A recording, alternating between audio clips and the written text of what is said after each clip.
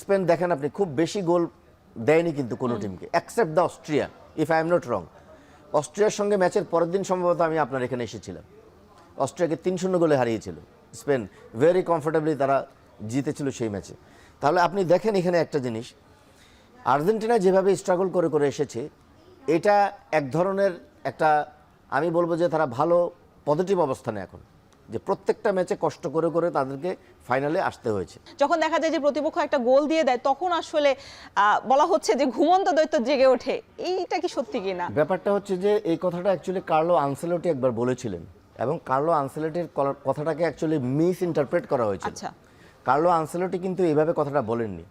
উনি বলেছেন যে আর্জেন্টিনা ইন্টেন্সিভ ফুটবল খেলতে পারে না, এবং এই ওয়ার্ল্ড কাপে অনেক ইন্টেন্স খেলা হচ্ছে। কিন্তু ভাই আমরা 2022 কিন্তু বিশ্বকাপে উনি বলেছিলেন কিন্তু আর্জেন্টিনা সাকসেস হচ্ছে, রেজাল্ট পাচ্ছে।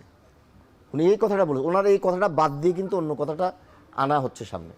এই যে আপনি বললেন, আমি সেটার সঙ্গে রিলেট করতে চাই, slow build up play, position রাখার চেষ্টা করা।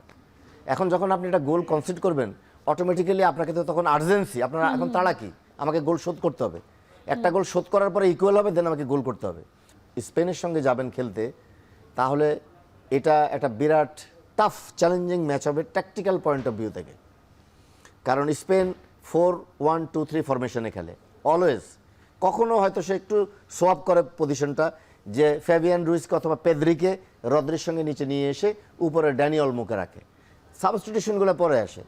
এখন আর্জেন্টিনার মিডফিল্ডের যেই কম্বিনেশন, এই কম্বিনেশন তারা অ্যাকচুয়ালি কীভাবে এগুলিকে ডিল করবে। এবং একটা জিনিস হচ্ছে বল রিকভারি টাইম। স্পেনের বল রিকভারি টাইম এই ওয়ার্ল্ড কাপে সবগুলো টিমের চেয়ে কম। 6 সেকেন্ড 7 সেকেন্ডের মধ্যেই তারা বল হারালে সেটা রিকভার করে। আচ্ছা, আর্জেন্টিনার হচ্ছে অলমোস্ট 12-13 সেকেন্ডের উপরে।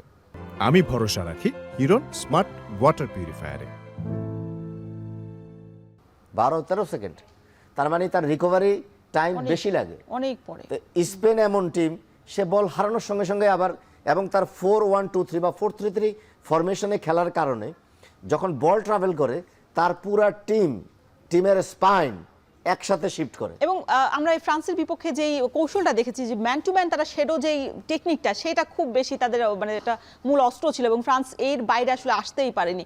এটা নিশ্চয়ই আর্জেন্টিনার বিপক্ষেও খেলবে। এবং আরেকটা বিষয়, আর্জেন্টিনা এবং স্পেন একই গতিতে মনে হয় খেলে, টেম্পোটা খুব বেশি পার্থক্য নেই। সেই জায়গায় আসলে আর্জেন্টিনা ভুগবে কিনা স্পেনের বিপক্ষে? আর্জেন্টিনা ভুগবে কিনা এটা বলা খুব মুশকিল, কিন্তু সবচেয়ে বড় জিনিস হচ্ছে যে আপনি স্পেনের সঙ্গে চ্যালেঞ্জটা হবে আপনার বল পজিশন। হ্যাঁ, আপনার যদি বল পজিশন কমও থাকে, পজিশন কম হলেও আপনি অপোনেন্টকে ডিকটেট করতে পারবেন। এটাকে ট্যাকটিক্যাল অ্যাসপেক্টে বলে যে without position dictating the opposition team. Okay, let them play. সারাদিন খেলবে ওইখানের মধ্যে, আপনার সেন্ট্রাল এরিয়াতে আসতে পারবে না, গোল করতে পারবে না। কেপ ভার্দে যেটা করেছিল, অ্যাকচুয়ালি ছোট টিম, সারাক্ষণ ওইখানে পার্ক বাস করে বসে আছে। কিন্তু স্পেন তো আর পার্ক বাস করবে না, বা আর্জেন্টিনাও পার্ক বাস করবে না। বাস পার্কিংয়ের চিন্তাই মাথার মধ্যে নাই। তাদের চিন্তা থাকবে ডেফিনেটলি হচ্ছে যে এটা একটা মানে ফ্লুইডিটি, খেলার ভিতরে যাতে একটা টেম্পো এবং রিদম থাকে। এখন স্পেনের জন্য যেটা সবচেয়ে বড় সুবিধা, সেটা হচ্ছে তাদের ফরমেশন এবং তাদের প্লেয়ারদের, যেটা আমি বললাম, বল ট্রাভেলিংয়ের সঙ্গে সঙ্গে তারা একসাথে শিফট করে সবাই অ্যাজ এ টিম।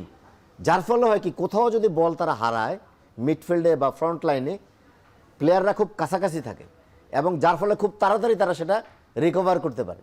এটা হচ্ছে তাদের সবচেয়ে বড় অ্যাডভান্টেজ।